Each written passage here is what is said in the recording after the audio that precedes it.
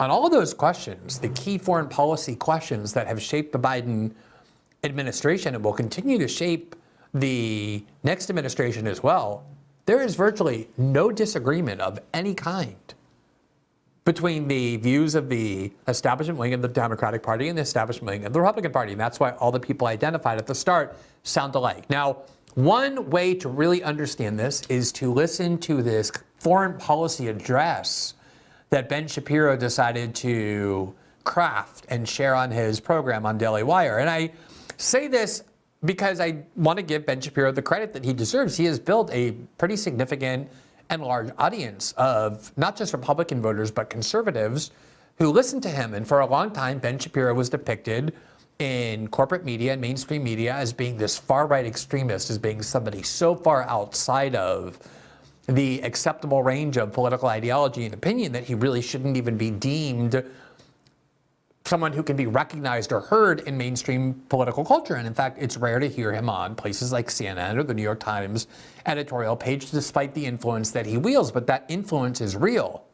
And he does represent a faction of American political life that I consider to be still quite significant, which is a sort of traditional pro-war, pro-interventionist, aggressive foreign policy that calls on the United States to project military force all throughout the world, to dominate the world through military force. He was an advocate of all of the war on terror policies of George Bush and Dick Cheney and the neocons, from the war in Iraq to the war in Afghanistan to everything like Guantanamo and torture chambers. And he has continued that throughout the next 15 years. He is one of those people in public life like Lindsey Graham or Nikki Haley, that whole faction, Marco Rubio, who never sees a war that they do anything but cheer for and want to promote. And as it happens, that view, despite often being depicted when it comes out of Ben Shapiro's mouth as being extremist, is in fact the dominant foreign policy vision in the United States. And that is why in this foreign policy address, the key passages of which we are about to show you, you will see that everything Ben Shapiro believes, I don't mean every last detail, but I mean the fundamental conceptual vision that he believes in as a traditional Republican, pro-war neocon, is actual policy in Washington. He may disagree about how it's sold. He may disagree about some of the details on the margins, but about the fundamental policy itself, he agrees with Hillary Clinton and Nancy Pelosi and Joe Biden and Mitch McConnell and Marco Rubio and Tom Cotton and Nikki Haley, this entire blob that continues to ensure that no matter who you go and vote for, and no matter who wins the election, unless the populist right does, there will be no resistance or restraint or dissent to most of these key foreign policy positions. Let's listen to a little bit of this to see what it is that I mean. Down. Russia has always been an empire since the time of Muscovy. And now you are watching as Vladimir Putin tries to expand the boundaries of what he sees as his new empire. So this is one of the key questions that is facing the United States, is how do we see Russia? Do we see Russia the way Barack Obama for 8 years suggested that we should, and that Donald Trump for the next 4 years suggested that we should? They were very similar on this question, which was, as a country with whom we have some differences, but also a great deal of grounds for agreement, we have a lot of common policies, a lot of common enemies, and therefore Russia is a country with whom we can partner and work, even though we might have some differences. That's one way to look at it. Or do we see them the way we saw them in the Cold War, even though they're a tiny fraction of what they were in the Cold War, when they were the Soviet Union dominating all of Eastern Europe, when they had the Iron Curtain and the Warsaw Pact, and were the great rival of the United States for 50 years until the fall of the Soviet Union in the late 1980s. Do we continue to see them as this grave existential threat that is an endangerment and a threat and a menace to all things decent in American political life? That became the dominant foreign policy view of the Democratic Party in 2016, when Hillary Clinton ran on the accusation that the Trump campaign was in cahoots with the Russian government, and this kind of anti-Russian hatred began becoming the dominant ideology of Democratic Party politics.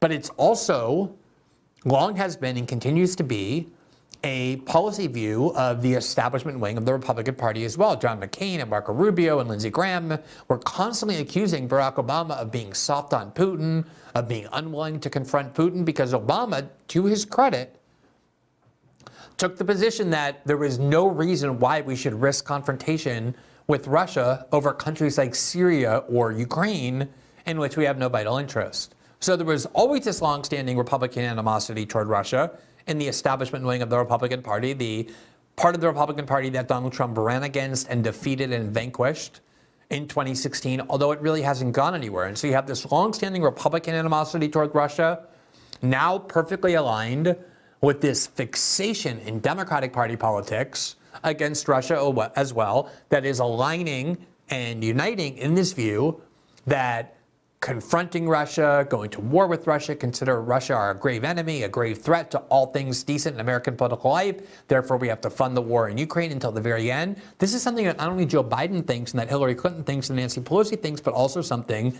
Ben Shapiro thinks. Listen to him explain in his own words the fact that he believes this. Compared himself to Peter the Great just a couple of years ago after the invasion of Ukraine. And when you watch the interview that he did with Tucker Carlson, where the first 35 minutes is dedicated to his idea of Russian claims to Ukraine, in which he actually sort of makes the claim that Russia has claims to Poland and Hungary as well. When he says that sort of stuff, we ought to take that seriously. He's actually spelling out what he actively thinks. Now, there are a bunch of people on the left who think that Vladimir Putin is doing this because he is offended by the muscularity of the West, that if only the West had been more conciliatory toward Vladimir Putin, then Russia would not, in fact, be an adversarial force. That everything that Vladimir Putin does is blowback to the West. That is the theory of people on the left who are very much vacillating with regard to what Vladimir Putin is trying to do. And then there is a theory that Russia is actually a bulwark against secular leftism. Okay, so there's Ben Shapiro articulating this view that Russia is this expansionist country, that it wants territorial conquest, that it's aimed at Western Europe. Russia has been fighting for 2 years just to hold on to 20% of eastern Ukraine. That was always Barack Obama's argument, was Russia is not the country that it once was. It's a regional power at best. It has an economy that's smaller than Italy's.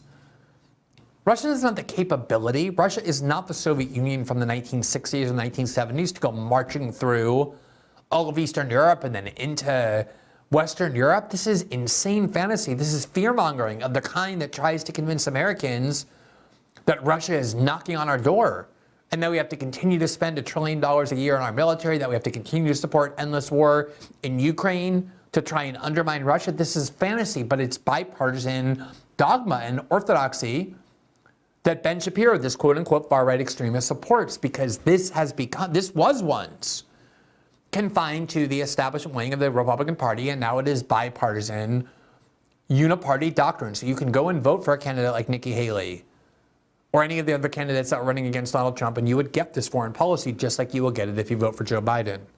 Now, here is Ben Shapiro trying to pay lip service to the fact that somehow there's parts of the American left that disagree with him on Russia. It's a very difficult case to make, given that every single member of the Democratic Party, both in the Senate and the House, every last one of them, voted yes on funding the war in Ukraine and continue to support that policy of funding the war in Ukraine and viewing Russia the same way Ben Shapiro does. There's not one member of the Democratic Party who is questioning that or who dissents from it. Of course, there are some leftists who have no power in Washington who might. But Ben Shapiro wants to pretend that he has both opponents on the left and right. And in reality, the only real resistance to this worldview comes from the Trump-led populist right. That's where all the no votes came on voting to whether to fund the war in Ukraine. And that is where the resistance to sending another $60 billion exclusively comes from. Ben Shapiro's primary opposition in foreign policy is not Joe Biden, Nancy Pelosi, and Hillary Clinton. It is people like Matt Gaetz and Donald Trump and Jim Jordan and the entire Republican House caucus, the part of it that is blocking sending $60 billion to Ukraine. Let's hear the rest. That Russia actively is a highly religious country that is very anti much of the left-wing ideology with regard to, say, gender and sex and sexuality that the West has fallen for. And so they've built up in their minds, a lot of people, the idea that because Russians are socially conservative as a general matter, which they are, that this is somehow what Vladimir Putin represents, as opposed to he has a population that is socially conservative, and also that is not his actual ambition. His actual ambition is not in defense of, say, social conservatism. His ambition is in defense of Russian territorial ambition. Okay. We have covered sufficiently on this show the debunking of this claim that Russia has these grand territorial ambitions of conquest. What have they conquered? We have covered many times the reason why they went into Ukraine, the reason they want a buffer zone in eastern Ukraine against expansion of NATO all the way up to their border. But even if you want to see their 2-year effort to hold on to a few provinces in eastern Ukraine as expansionist, the idea that they are some big, powerful country that has the capability, let alone the intention, to continue to expand westward and threaten our allies in Europe or the United States is not even a viable argument. It's not even a reasonable debate. And yet, this view that Ben Shapiro has of Russia, that Vladimir Putin is this traditionalist Russian leader in the footsteps of Catherine the Great and all these conquests, these imperialists that conquered all these other countries, is exactly the view that Washington, on a bipartisan basis, wants to sell you to ensure that this war in Ukraine continues. It's a category error, in other words, for many people on the right. Many people on the right have made that same category error, for example, with Sharia law countries in the Islamic world. Now, here's where we get to the real point. The reason people like Ben Shapiro and Bill Kristol and David Frum, the kind of traditional neocons, as they've always been called, at least for the last 20 years since I've been writing about politics, care so much about convincing Americans to adopt a militaristic and expansionist mindset by trying to convince them that all of these countries, Iran and China and Russia, have to be militarily confronted, never by them going to fight, but the reason we have to go fight the war in Iraq, as he's about to tell you, the reason we have to stay involved in the Middle East is because there's a threat of radical Islam backed by Iran. It's always a coincidence that somehow the most devoted enemies of Israel are also, in this worldview, coinciding perfectly with the enemies of the United States, so that our foreign policy has to be constructed in order to constantly fight the same enemies that Israel, all the way on the other side of the world, has. And so what Ben Shapiro is doing here is what Washington does all the time. It's the core of the Biden foreign policy, which is linking the threat of Russia to the threat in the Middle East, to basically say we have to finance and fund and arm Ukraine for the same reason we have to finance and fund and arm Israel. We have to keep troops and bases spread all throughout Eastern and Western Europe as a guard against Russia, to fight Russia, for the same reason that we have to keep troops, again, not troops, American troops from Ben Shapiro's family or Ben Shapiro himself, but just other people. We have to risk their lives to keep them in Eastern and Western Europe and also fighting in the Middle East, because we should look at both Russia and Iran as grave threats to the American way of life. That because those countries are quote unquote socially conservative, that somehow those countries have a commonality with, say, American conservatism, American Christian conservatism. And the answer there is no, they really don't. Their ambitions are not the same as your ambitions. And what this really reveals is a schism in the United States broadly writ, and in the West broadly writ, in Europe as well. A schism about whether the West has any sense of internal solidity. What are the values of the West? Because if Putin is able to split the West on the basis of perceived values or perceived anti-Westernism, now that says there are a lot of people in the West who really don't like the West very much, on the one hand, and a lot of people in the West who believe that the greater threat to the United States might be their neighbors who disagree with them about social politics, as opposed to people like Vladimir Putin. Not that Vladimir Putin is a direct threat to people in the United States, like right this instant, but he's a very large indirect threat to people in the United States because geopolitics actually matters. When you cut off shipping routes, when you destroy the sources of international trade, when you threaten American allies, these are things that actually will matter to American citizens writ large. That the history of the United States since World War II is, if you can split the American public, you can win. And it doesn't matter how weak you are. All you have to do is outlast. Outlasting is the strategy. There's been so what Ben Shapiro, what he's trying to say there is that we have to remain united behind our government and constantly cheer for all of its wars and for it to fight its wars without end until it wins. In Ukraine against Russia, in the Middle East against Iran, in the Pacific against China. And what we can't do is argue amongst ourselves. We cannot be divided. We can't be concerned about our own government and the threat that it poses. We can't think that the greatest threat comes from the NSA and the FBI and the CIA or the federal government. That's what Vladimir Putin wants us to do. He wants to divide us, as Ben Shapiro. What we have to do is remain united behind our president. Whether it's Joe Biden or Nikki Haley or whoever believes in this bipartisan foreign policy that Ben Shapiro is advocating here. What he's trying to do, he understands that a lot of conservatives have turned against this foreign policy. And he is desperate to try and lure them back in, to seduce them back in to the fold of wanting to support endless war to finance all of America's allies, finance the war of Ukraine and the military of Ukraine, finance the war of Israel and the wars of Israel, based on this same mentality that both the Democratic and that part of the Republican Party are trying to sell Americans, that all of our threats are external, and that even though nobody is attacking the United States, even though nobody can attack the United States, for some reason we're supposed to think that the true threat to our freedom comes not from these agencies that interfere in our politics and spy on us and increasingly take away our liberties, or global institutions that do the same. We're supposed to focus on these foreign countries that for some reason are a threat to us. Russia, Hamas, Yemen, Iraq, Syria, Iran, all these countries in the Middle East, so that, and you're about to hear him say, what's important is that we don't get tired of funding these wars. We have to fund these wars to the very end, year after year after year after year. Otherwise, Putin wins. In Vietnam, it was true of the Taliban in Afghanistan. It was true of Sharia law Iranian forces in Iraq. If you can outlast the United States, you will win. And the time for outlasting is shrinking and shrinking and shrinking. So it used to be that in order to outlast the American public, you would have to wait a decade.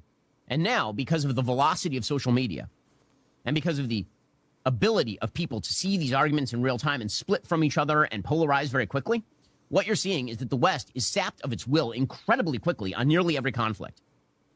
When there's a conflict with true evil, you see Western powers immediately leap to fight the evil and then pretty quickly start to doubt themselves and figure, okay, I think we're done here. We need to move on with our lives. Now, this would be a time when political leadership actually mattered, but there's a complete dearth of political leadership on both sides of the political aisle. Okay, now, he knows he's defending Joe Biden's foreign policy and Hillary Clinton's foreign policy.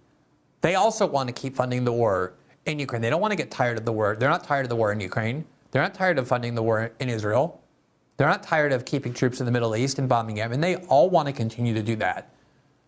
And Ben Shapiro is on board with all of that. Now, that's going to confuse his conservative viewers. They're going to think to themselves, wait a minute, it sounds like you support all of Joe Biden's foreign policy. So this is where he's going to explain, oh no, he's a kind of iconoclast. Ben Shapiro does not like or trust the leadership of either party in Washington, even though he just got done for 4 minutes or 5 minutes defending and affirming their core worldview and their core agenda when it comes to what they want the United States to do in the world, how they want the United States to keep spending and borrowing billions and billions and billions of dollars in pursuit of endless war. He has a very trivial and nitpicky and rhetorical difference that he's going to try and pretend is some grand difference so that he can continue to posture as some kind of anti-establishment figure, even though his ideology is dominant in Washington and will continue to be, even if, probably especially if, Joe Biden is reelected. On these matters, has formed a de facto coalition with China and Iran at this point. And that de facto coalition threatens America's allies all around the world and threatens freedom of the seas, for example, everywhere from the Taiwan Strait to the Straits of Malacca to the Red Sea to the Straits of Hormuz. Right? That coalition is extremely dangerous, and the United States does have a geopolitical interest in downgrading that, but that's not. So we showed you 4 minutes of that. You can watch all 15 minutes of it And I promise you will not hear a single word that Joe Biden would object to. Again, Joe Biden meaning the brand Joe Biden, that Nancy Pelosi or Hillary Clinton would object to, let alone people like Marco Rubio and Lindsey Graham. This is who is representative of that worldview and who are trying to lure in conservatives back into supporting this ideology, knowing that there is an increasingly growing strain on the American right, as he says, that is tired of these wars and no longer wants to be part of them. Thanks for watching this clip from System Update, our live show that airs every Monday through Friday at 7 p.m. Eastern, exclusively on Rumble. You can catch the full nightly shows live or view the backlog of episodes for free on our Rumble page. You can also find full episodes the morning after they air across all major podcasting platforms, including Spotify and Apple. All the information you need is linked below. We hope to see you there.